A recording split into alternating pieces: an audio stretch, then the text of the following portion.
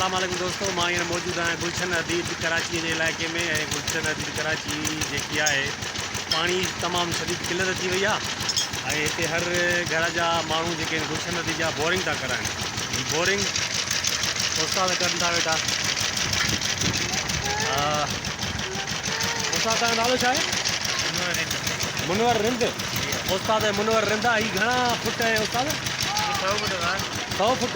जी हाँ। 100 फुट जा पैसा केतिरा? 100 फुट जा जेको आहे सो 55,000। सॼो कुझु हिन में अचे? जी हाँ। सॼी फिटिंग विटिंग तव्हां करे ॾींदा आहियो? अच्छा, ही 100 फुट जी बोरिंग कनि था पिया। ही ॾिसो केतिरा ॾींहं थिया आहिनि उस्ताद तव्हांखे? अच्छा, हे कल्ह हिननि मशीन लॻाई आहे ऐं तक़रीबन 2 या 3 ॾींहं लॻंदा आहिनि। 100 फुट ही अंदरि मोकिलींदा। हे ॾिसो वारी निकिती आहे, पाणी निकितो आहे ऐं उस्ताद जनरेटर ते लॻो पियो आहे। 100 फुट जा 55,000। गुलशन नदी जो इलाइक़ो आहे फेज़ 2।